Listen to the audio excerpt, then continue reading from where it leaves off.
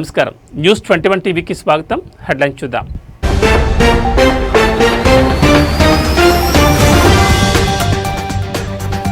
ఎమ్మెల్యేల party ఫిరాయింపులపై supreme court కీలక తీర్పు. 3 నెలల్లో స్పీకర్ నిర్ణయం తీసుకోవాలని ఆదేశం.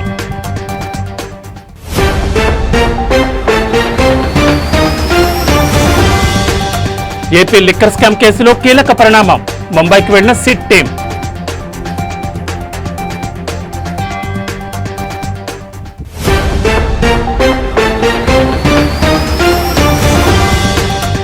సిగాచి ఘటనపై హైకోర్టులో పిటిషన్. తెలంగాణ ప్రభుత్వానికి హైకోర్టు నోటీసులు.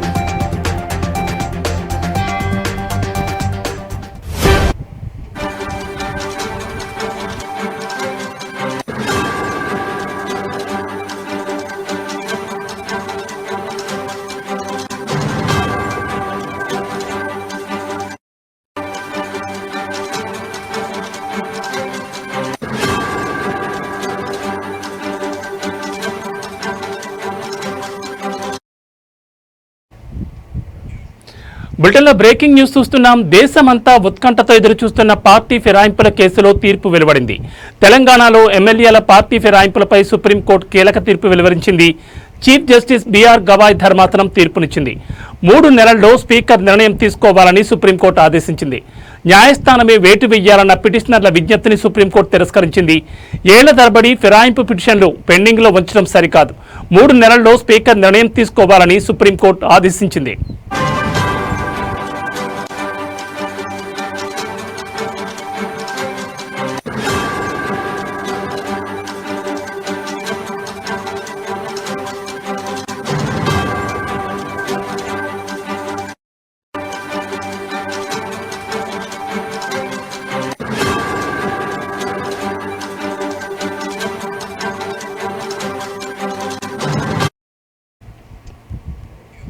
తమ పార్టీలో గెలిచిన 10 మంది ఎమ్మెల్యేలు కాంగ్రెస్ పార్టీలో చేరారని, వాళ్లను అనర్హులుగా ప్రకటించాలంటూ సుప్రీంకోర్టును ఆశ్రయించింది బీఆర్ఎస్.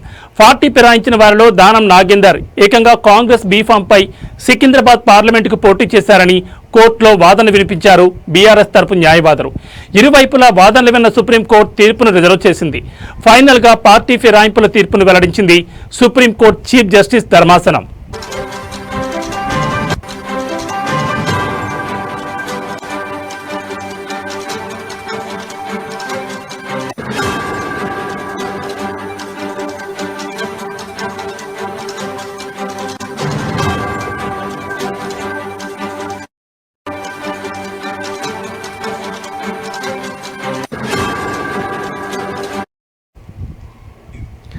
దేశమంతా ఉత్కంఠతో ఎదురుచూస్తున్న పార్టీ ఫిరాయింపుల కేసులో తీర్పు వెలువడింది. తెలంగాణలో ఎమ్మెల్యేల పార్టీ ఫిరాయింపులపై సుప్రీంకోర్టు కీలక తీర్పును వెలువరించింది. చీఫ్ జస్టిస్ బిఆర్ గవాయ్ ధర్మాసనం తీర్పునిచ్చింది. 3 నెలల్లో స్పీకర్ నిర్ణయం తీసుకోవాలని సుప్రీంకోర్టు ఆదేశించింది. న్యాయస్థానమే వేటు వేయాలన్న పిటిషనర్ల విజ్ఞప్తిని సుప్రీంకోర్టు తిరస్కరించింది. ఏళ్ల తరబడి ఫిరాయింపు పిటిషన్లను పెండింగ్లో ఉంచడం సరికాదు. 3 నెలల్లో స్పీకర్ నిర్ణయం తీసుకోవాలని సుప్రీంకోర్టు ఆదేశించింది. తమ పార్టీలో గెలిచిన 10 మంది ఎమ్మెల్యేలు కాంగ్రెస్ పార్టీలో చేరారని, వాళ్లను అనర్హులుగా ప్రకటించాలంటూ సుప్రీంకోర్టును ఆశ్రయించింది బీఆర్ఎస్. పార్టీ ఫిరాయించిన వారిలో దానం నాగేందర్ ఏకంగా కాంగ్రెస్ బీఫామ్పై సికింద్రాబాద్ పార్లమెంటుకు పోటీ చేశారని కోర్టులో వాదన వినిపించారు బీఆర్ఎస్ తరపు న్యాయవాదులు. ఇరువైపులా వాదనలు విన్న సుప్రీంకోర్టు తీర్పును రిజర్వ్ చేసింది.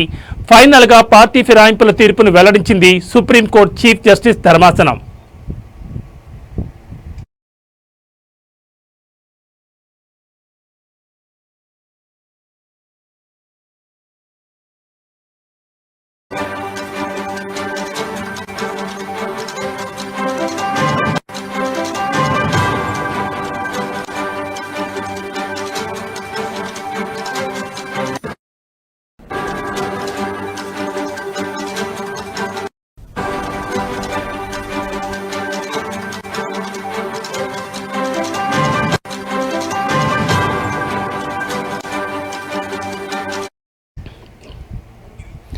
బులెటిన్లో మరో బ్రేకింగ్ న్యూస్ చూస్తున్నాం. ఆంధ్రప్రదేశ్ లిక్కర్ స్కామ్ కేసులో కీలక పరిణామం చోటు చేసుకుంది. సిట్ టీం ముంబై వెళ్లింది. షెల్ కంపెనీలను మద్యం ముడుపులు మళ్లించడం కోసం ఏర్పాటు చేసినట్లు ఇప్పటికే గుర్తించింది AP special investigation team SIT. Liquor స్కామ్లో డబ్బును మళ్లించిన ఆ షెల్ కంపెనీలను తనిఖీ చేయడం కోసం ముంబై వెళ్లింది సిట్ టీం. ఇక లిక్కర్ కేసులో షెల్ కంపెనీలను కూడా నిందితులుగా చేర్చింది సిట్.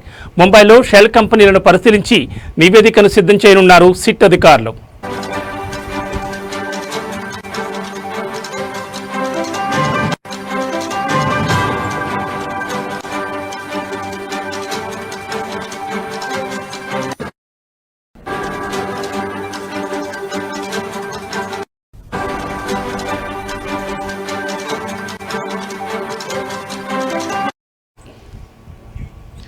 మరోవైపు లిక్కర్ స్కామ్ కేసు కీలక నిందితుడు కేసిరెడ్డి అనుచరుడుగా ఉన్న వరుణ్ విచారణ కొనసాగుతోంది.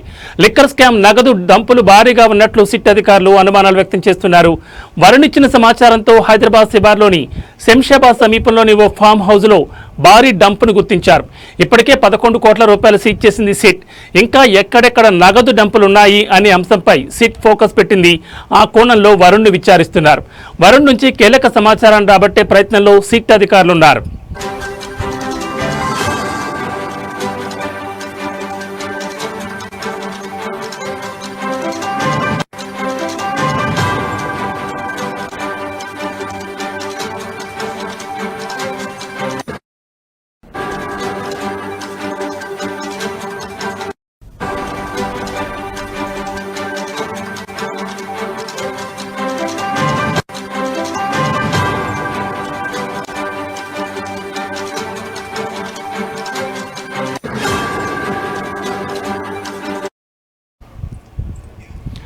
ఆంధ్రప్రదేశ్ లిక్కర్ స్కామ్ కేసులో కీలక పరిణామం చోటు చేసుకుంది.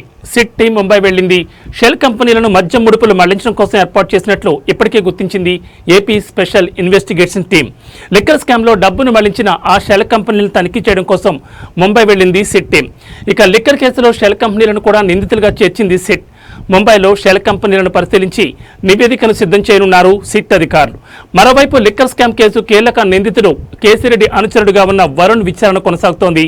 లిక్కర్ స్కామ్ నగదు డంపులు భారీగా ఉన్నట్లు సిట్ అధికారులు అనుమానం వ్యక్తం చేస్తున్నారు. వరుణ్ ఇచ్చిన సమాచారంతో హైదరాబాద్ శివార్లోని శంషాబాద్ సమీపంలోని ఓ ఫామ్ హౌస్లో భారీ డంపును గుర్తించారు. ఇప్పటికే 11 కోట్ల రూపాయలు సీజ్ చేసింది సిట్. ఇంకా ఎక్కడెక్కడ నగదు డంపులున్నాయి అనే అంశంపై సిట్ ఫోకస్ పెట్టింది. ఆ కోణంలో వరుణ్ విచారిస్తున్నారు.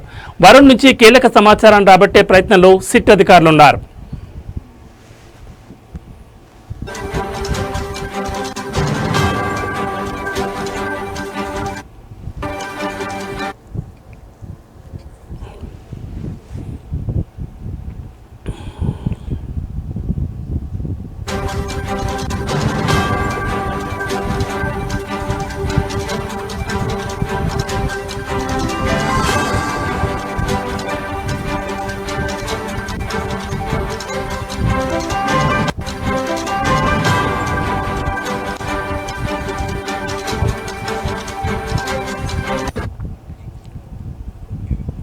బులెటిన్లో మరో బ్రేకింగ్ న్యూస్ చూస్తున్నాం. సిగాచి పరిశ్రమలో పేలుడు ఘటనకు సంబంధించి తెలంగాణ ప్రభుత్వానికి హైకోర్టు నోటీసులు జారీ చేసింది. ఈ ఘటనపై కె బాబురావు అనే వ్యక్తి హైకోర్టులో ప్రజా ప్రయోజన వ్యాజ్యం దాఖలు చేశారు. సిగాచి యాజమాన్యం సరైన భద్రతా చర్యలు తీసుకోకపోవడం వల్లే పేలుడు సంభవించిందని పిటిషన్లో పేర్కొన్నారు.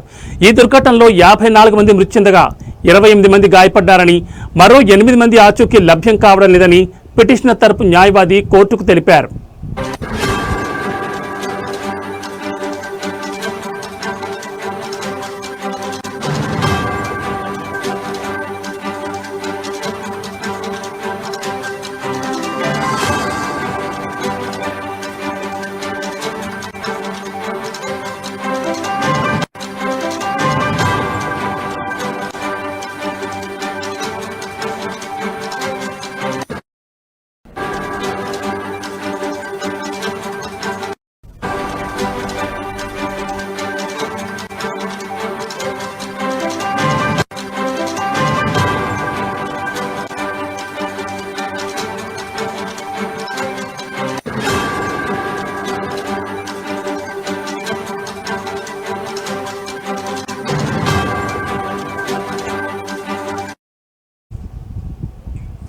మృతుల ఆచూకీ లేని కుటుంబాలకు, గాయపడిన వారికి ప్రభుత్వం ప్రకటించిన పరిహారం ఇప్పటి వరకు చెల్లించలేదని పిటిషన్లో పేర్కొన్నారు. అంతేకాకుండా పరిశ్రమ యాజమాన్యంపై ఎలాంటి చర్యలు తీసుకోలేదని ఆరోపించారు. పేలుడుకు గల కారణాలను అన్వేషించేందుకు ఏర్పాటు చేసిన కమిటీ నివేదికను బహిర్గతం చేయాలని కోరారు. భానూరు పోలీస్ స్టేషన్లో నమోదైన ఈ కేసును సిట్ ద్వారా దర్యాప్తు చేయించాలని విజ్ఞప్తి చేశారు.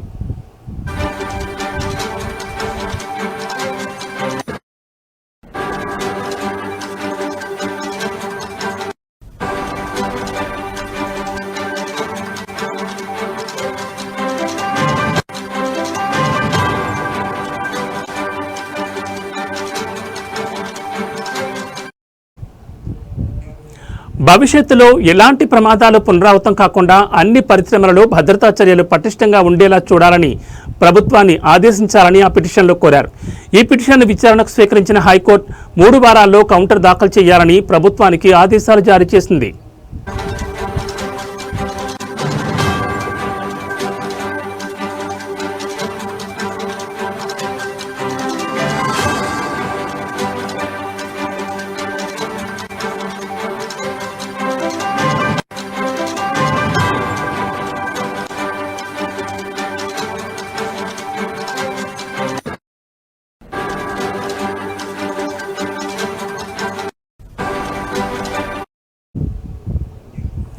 సెగాచి పరిశ్రమలో పేలుడు ఘటనకు సంబంధించి తెలంగాణ ప్రభుత్వానికి హైకోర్టు నోటీసులు జారీ చేసింది.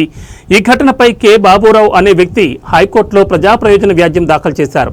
సెగాచి యాజమాన్యం సరైన భద్రతా చర్యలు తీసుకోకపోవడం వల్లే పేలుడు సంభవించిందని ఆ పిటిషన్లో పేర్కొన్నారు.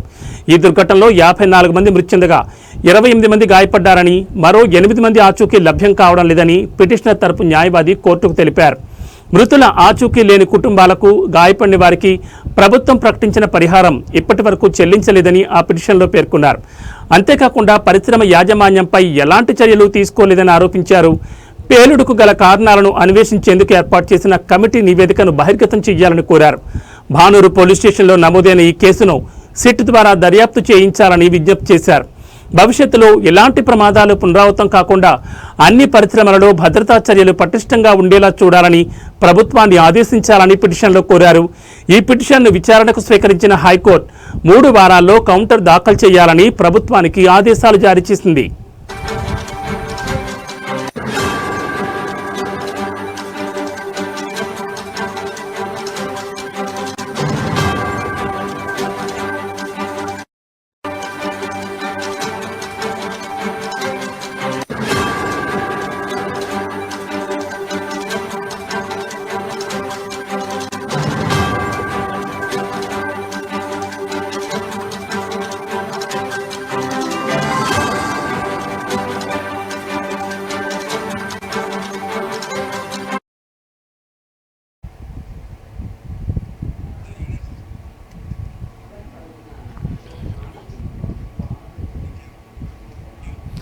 అచ్చంపేట నియోజకవర్గంలోని కాంగ్రెస్ పార్టీ ముఖ్య కార్యకర్తలు మరియు అభిమానులు, ఇతర అనుబంధ సంఘ నాయకులకు అచ్చంపేట ఎమ్మెల్యే వంశీకృష్ణ ఓ ప్రకటన ద్వారా సందేశాన్ని తెలియజేశారు. తెలంగాణ రాష్ట్ర ప్రభుత్వం పంపిణీ చేస్తున్న కొత్త రేషన్ కార్డులు మరియు కొత్త రేషన్ కార్డు లబ్ధిదారులకు మరియు రేషన్ కార్డుల పేర్లు నమోదు చేసుకునే లబ్ధిదారులతో మీ గ్రామాల్లో రేషన్ కార్డు లబ్ధిదారులతో గ్రామాల్లో రచ్చబండ వద్ద వారికి సమావేశమై తెలంగాణ ప్రజాప్రభుత్వం ఎన్నికల్లో హామీల్లో భాగంగా సీఎం రేవంత్ రెడ్డి సూచనల మేరకు అర్హులైన ప్రతి ఒక్కరికి రేషన్ కార్డు పంపిణీ చేస్తున్నామని అన్నారు. అదేవిధంగా తెలంగాణ ప్రభుత్వం అమలు చేస్తున్న సంక్షేమ పథకాల గురించి ప్రతి ఒక్క లబ్ధిదారునికి అర్థమయ్యే విధంగా మీరు వారిని క్షుణ్ణంగా వివరించాలని సోషల్ మీడియా మరియు వాట్సాప్, ఫేస్బుక్, ఇన్స్టాగ్రామ్ ద్వారా విస్తృతంగా ప్రచారం చేయాలని ఎమ్మెల్యే వంశీకృష్ణ పేర్కొన్నారు. విజ్ఞప్తి, ప్రతి ఊరిలో కొత్త రేషన్ కార్డులు కానీ లేకుంటే అదనంగా పేర్లు యాడ్ చేసినటువంటి రేషన్ కార్డులు కానీ ఒక 50 నుంచి 100, 200 వరకు ఉంటాయి. మరి ఎన్ని ఉన్నా ఆ బెనిఫిషియర్స్ను ఉదయం 8 నుంచి 9 గంటల మధ్యన ఒక అరగంట సేపు ఒక దగ్గర కూర్చొని పెట్టి వాళ్ళకు మన ప్రభుత్వం, మన గౌరవ ముఖ్యమంత్రి గారు, రాష్ట్ర ముఖ్యమంత్రి పెద్దలు రేవంత్ రెడ్డి గారు మాట ఇచ్చిండ్రు, మాట నిలబెట్టుకున్నారు. కాంగ్రెస్ పార్టీ ప్రభుత్వం, తెలంగాణ రాష్ట్ర ప్రభుత్వం, ముఖ్యంగా పెద్దలు రేవంత్ రెడ్డి గారి వారి సూచన మేరకు, వారి ఆశీర్వాదం వల్లనే ఈ రేషన్ కార్డులు వచ్చినాయి. రాహుల్ గాంధీ గారు, సోనియా గాంధీ గారు మాట ఇచ్చిండ్రు, గౌరవ ముఖ్యమంత్రి గారు మాట నిలబెట్టుకున్నారు. ఈ విషయాన్ని అందరూ కూడా విడమర్చి చెప్పి గతంలో 10 సంవత్సరాలు ఎవరు కూడా ఒక్క రేషన్ కార్డు ఇచ్చిన దాఖలాలు లేవు. గత ప్రభుత్వం మాటలు చెప్పింది కానీ ప్రజలను మోసం చేసింది. ఈ ప్రభుత్వం చెప్పిన మాట కట్టుబడి వాళ్ళందరూ కూడా రేషన్ కార్డులు ఇస్తూ ఉన్నాం. ఇవన్నీ కూడా గమనించాలని చెప్పి మీరు పెద్ద ఎత్తున ప్రచారం చేయాల్సిన అవసరం ఉంది. ప్రతి ఊర్లో ఏవైతే మీటింగ్ కండక్ట్ చేసిండ్రో అవి వాట్సప్, ఫేస్బుక్లలో తప్పకుండా అప్లోడ్ చేయాలి. ఎక్కడ ఉన్నా ఇది ప్రచారం కూడా పెద్ద ఎత్తున చేయాల్సిన అవసరం ఉంది. కాబట్టి దయచేసి రేపటి నుంచే అన్ని గ్రామాల్లో, అన్ని మండలాల్లో కూడా ఈ కార్యక్రమాన్ని చేపట్టాలని మీ అందరూ కూడా సవినయంగా మనవి చేస్తూ సెలవు తీసుకుంటున్నాను. Thank you. అందరికీ నమస్కారం. ముఖ్యంగా అచ్చంపేట నియోజకవర్గంలో ఉన్నటువంటి కాంగ్రెస్ పార్టీ నాయకులకు, కార్యకర్తలకు, అభిమానులకు, అనుబంధ సంస్థల్లో పనిచేస్తున్నటువంటి కార్యకర్తలందరూ కూడా ఒక ముఖ్యమైన విజ్ఞప్తి ఏమిటంటే, మరి ప్రతి మండలంలో ఈ రేషన్ కార్డుల డిస్ట్రిబ్యూషన్ ప్రోగ్రాం పెడతా ఉన్నాం.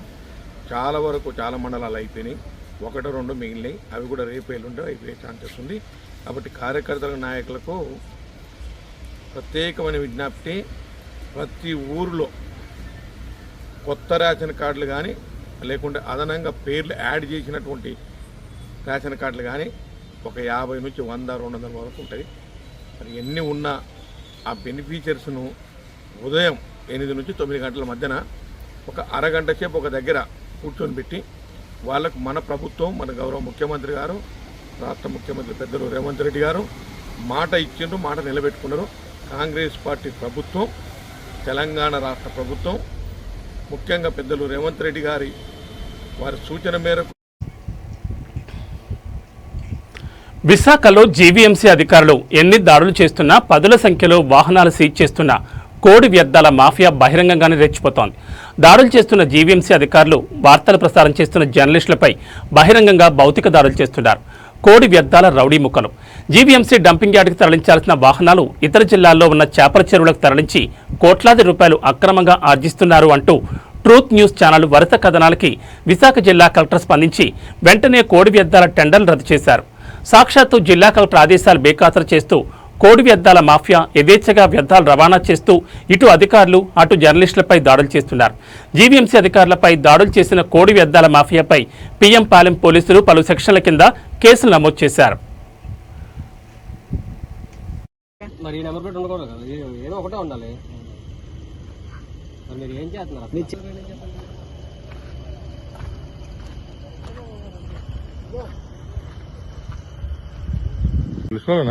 కాదే మామూలుగా వచ్చారంట, సరదాగా వచ్చారా? నంబర్ ప్లేట్ ఇంకోటి వీడియోలు తీయండి.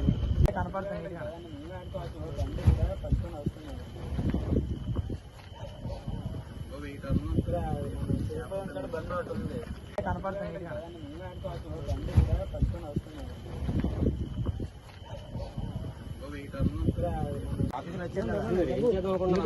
నెంబర్ ప్లేట్ మార్చుకోండి. అది వేరు, ఇది వేరు. అసలు ఏంటి ఉద్దేశం ఏంటి? సమాధానం చెప్తారు. రోడ్డు మీద దేని తిరుగుతుంది అసలు? ఈ టైంలో చికెన్ వేస్ట్ పడుతుంది తిరగచ్చు అసలు. డంపింగ్ యార్డ్కి రావాలంటే ఉదయమే.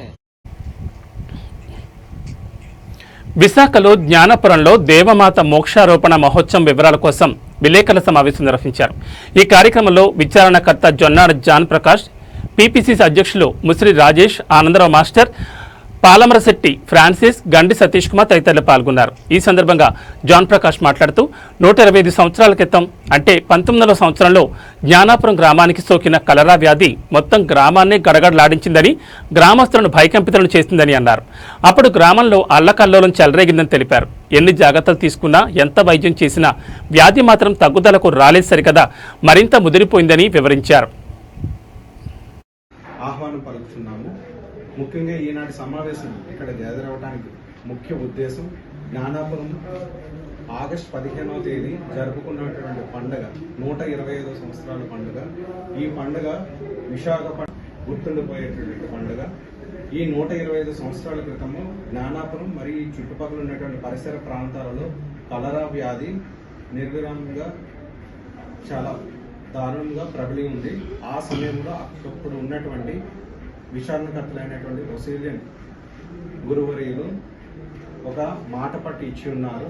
ప్రతి సంవత్సరము జ్ఞానాపురంలో పురవీధులలో దేవమాత యొక్క విగ్రహమును తిప్పుతూ ఆమెను కొని ఇవి బులెటిన్ విశేషాలు. నమస్కారం.